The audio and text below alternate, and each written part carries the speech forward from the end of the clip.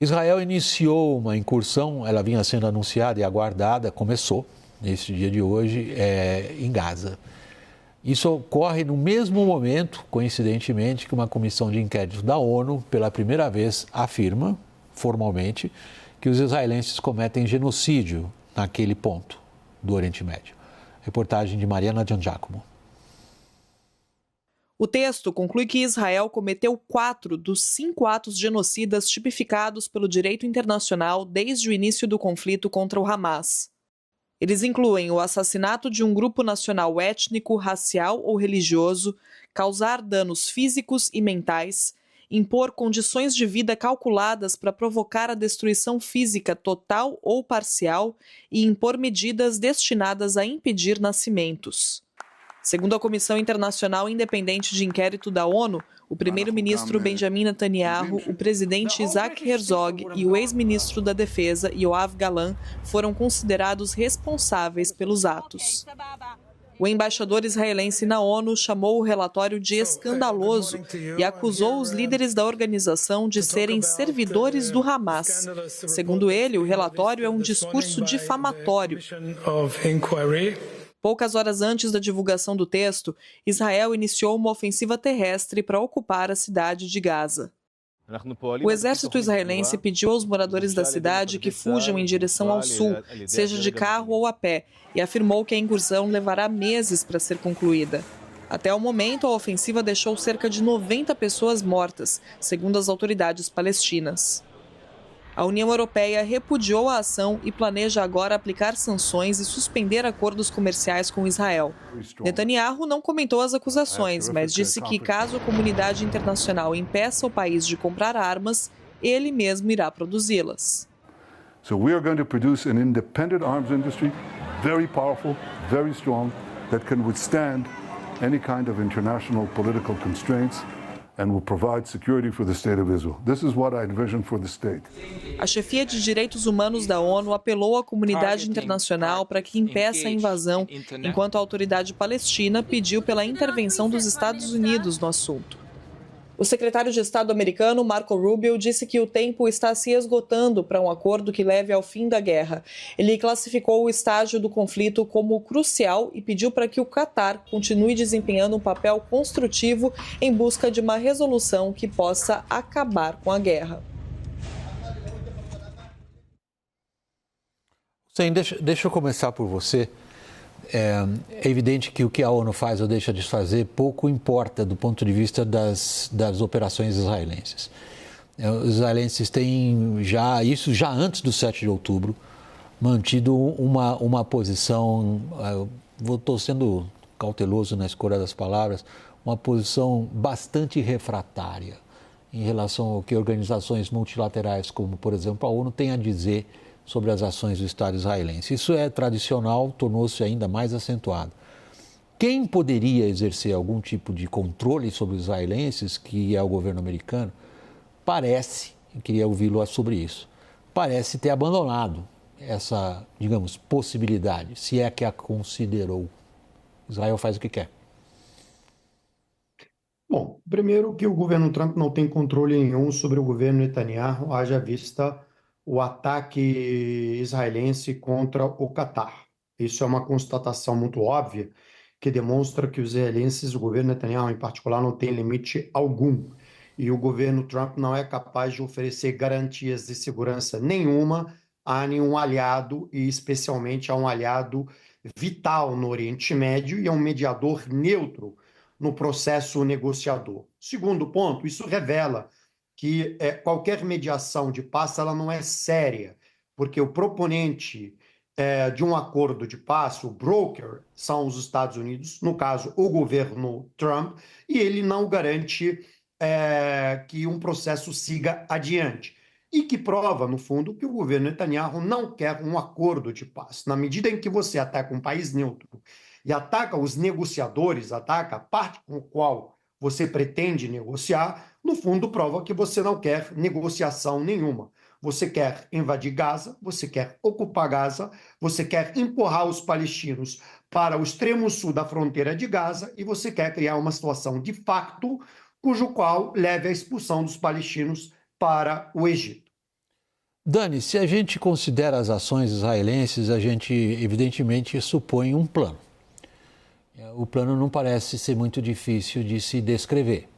O plano, depois, sobretudo, da capacidade que Israel demonstrou de exercer poder militar sobre seus principais adversários, particularmente o Irã, ou o que aconteceu na Síria, se desfez o cenário antigo do Oriente Médio e no cenário que está sendo agora desenhado, Israel tem uma posição preponderante de força e o seu plano é exercer essa força no que Israel considera que são seus objetivos, particularmente, o que parece bem claro, ocupar Gaza e a Cisjordânia.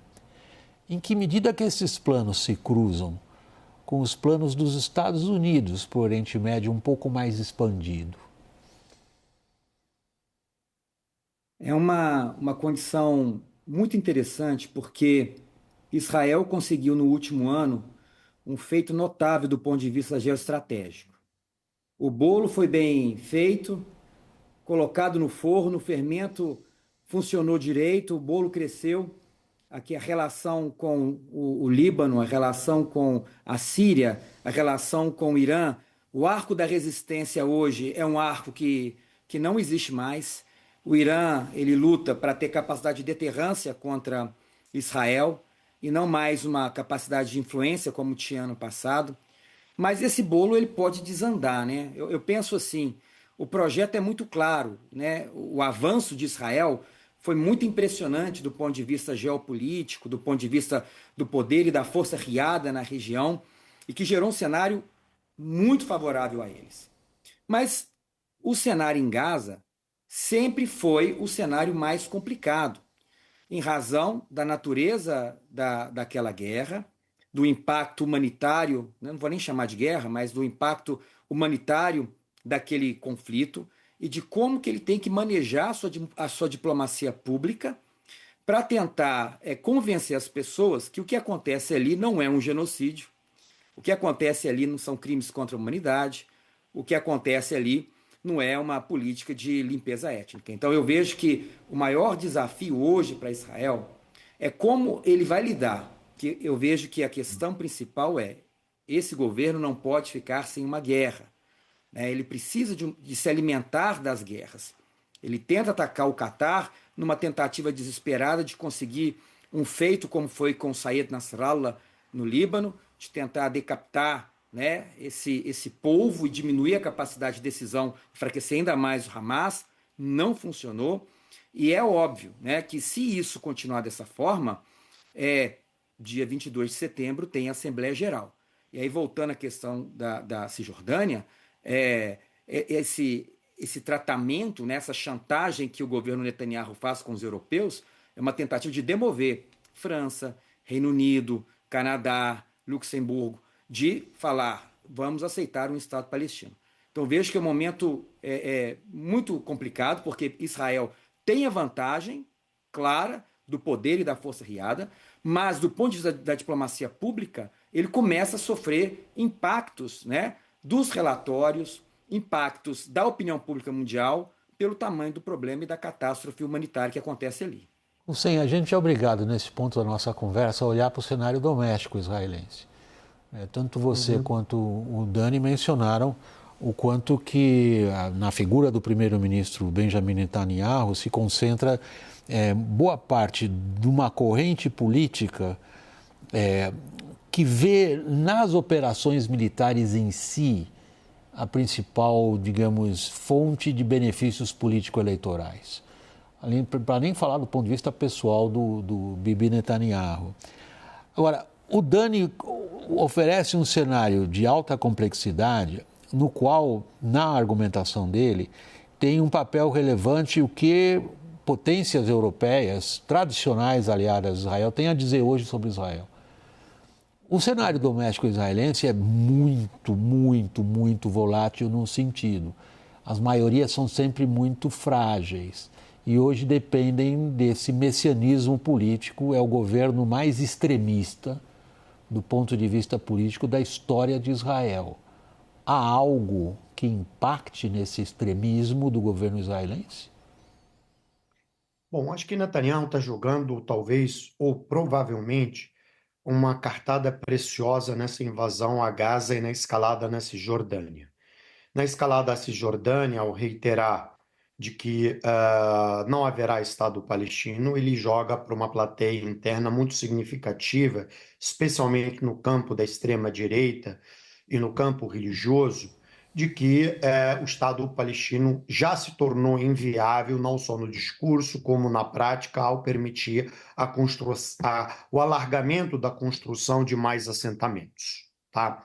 Na questão de Gaza em particular, obviamente, que essa proposta da invasão, ele faz a seguinte aposta.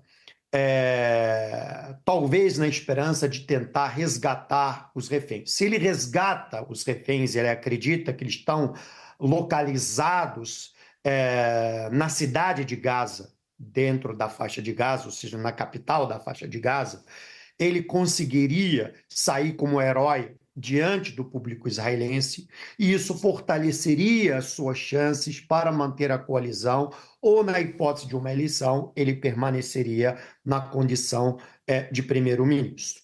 No entanto, se ele não resgata os reféns estarão mortos, vamos partir nessa hipótese, Deus queira que não, ele vai dizer, olha, eu tentei salvar, mas o Hamas matou os reféns. Portanto, eu fiz o meu dever de tentar fazer esse salvamento. Ninguém vai lembrar que ele tentou implodir ao longo de 2 anos todas as negociações, ou pelo menos as famílias vão lembrar, mas a extrema-direita que o apoiou vai ignorar esse fato. E ele vai ter o trunfo que ele tentou controlar não só a Cisjordânia, mas como Gaza. Ele vai envelopar isso de forma de controle securitário e vai dizer que os gazenses estão empurrados para o sul da fronteira e ele vai tentar construir com Trump uma solução de expulsão da população de Gaza para o Sinai. Então ele vai dar sequência a esse ato, mas ele tem um trunfo que é a Cisjordânia, que é, digamos, a parte vital do processo de aniquilação da tese de 2 estados. E do ponto de vista da realidade dos fatos, está praticamente inviabilizada no momento. Do ponto de vista da diplomacia, não. Agora, há uma movimentação importante a partir do ataque israelense em Catar, Dani. Essa movimentação inclui reações de países árabes em relação aos quais até aqui se supunha que Israel teria um interesse em cultivar, no mínimo, algum tipo de entendimento. Esses entendimentos já vêm antes dos acordos de Abrão, lá atrás, negociados no Trump 1. Eram entendimentos que funcionavam do ponto de vista de serviços secretos, funcionavam do ponto de vista de comércio, funcionavam do ponto de vista de triangulação para evitar sanções e tudo mais. Pelo que a gente observa hoje, esses países do Golfo estão genuinamente, hoje, para lá de ofendidos com o que aconteceu. Estão reconsiderando que tipos de alianças eles estariam dispostos a seguir adiante agora e com quem. Isso não importa a Israel?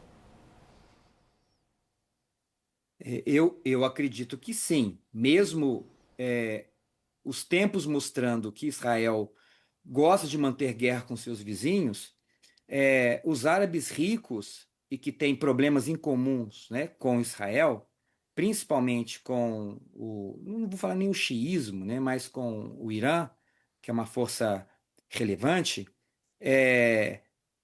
atacar um país dessa forma gera um estado de falta de controle, né? Vamos pensar assim. Eles assinam os acordos de Abraão.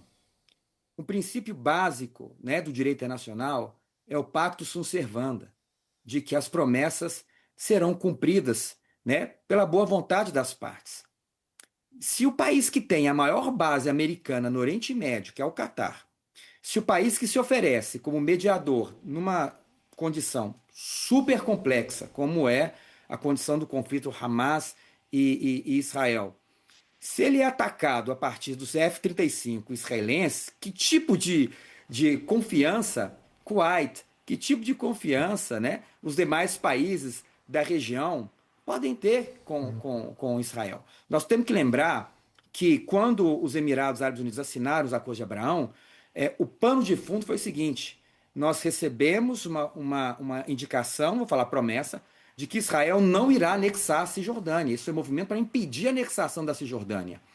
E atacar o Catar dessa forma, que não é um signatário dos tratados, dos acordos de Abraão, né, ela revela que essa relação com os árabes, né, que tem uma visão a compartilhar com os israelenses, ela não é tão firme assim.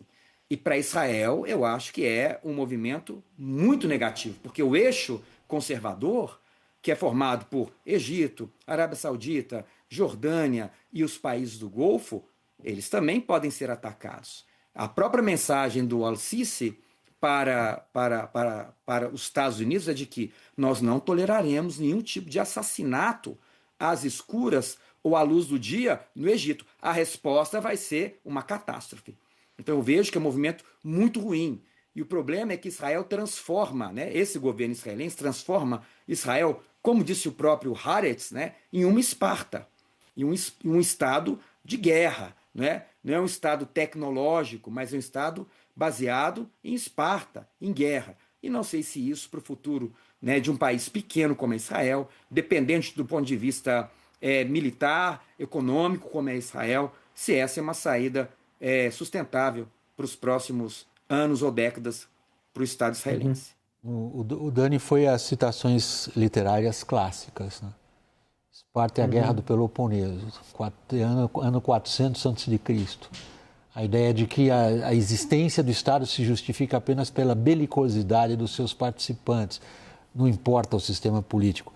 Mas eu queria trazer a você, Hussein, títulos de uma série longa de literatura de ciência política e relações internacionais nos Estados Unidos, que está sob o carimbo Grand Strategy. Autores que, digamos, trazem para nós informações muito relevantes, tentando descrever qual é a Grand Strategy, por exemplo, que foi do Império Romano ou que foi do Império Persa. É possível identificar qual é a Grand Strategy dos Estados Unidos hoje no Oriente Médio?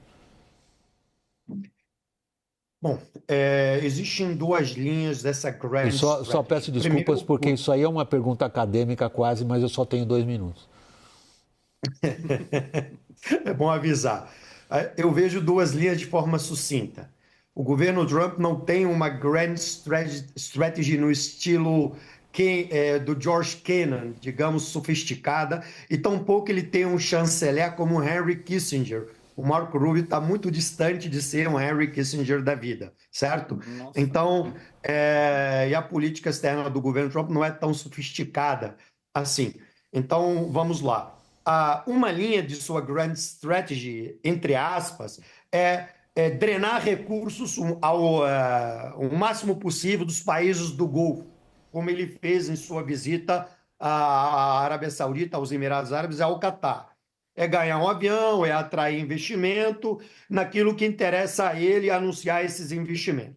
Segunda linha, terceirizar toda a parte securitária para Israel. E isso que Israel quer, né? A terceirização de toda a reconfiguração securitária do Oriente Médio. E a preocupação do Trump é ganhar o Nobel da Paz, tratar de Rússia e Ucrânia, e tratar de tarifas no mundo inteiro e tratar de China. Hussein, eu sou obrigado a interromper, infelizmente, é grade de televisão. Mas eu não queria deixar o Dani sem uma frase. O Dani é uma frase. Qual é a grande estratégia americana? Eu acho que não tem um plano, né, claro dos americanos com relação ao Oriente Médio. Se parasse agora, eu acho que ele teria uma grand strategy para a região, porque hoje é muito mais favorável para os Estados Unidos, né? Mas, de fato, a falta desse projeto é que é o grande problema da instabilidade regional naquela região. Gostei da fala do Hussein, né? Nós não temos um Henry Kissinger ali, né? Nós temos ali um Marco Rubio, que é uma tristeza para lidar com política externa americana, né?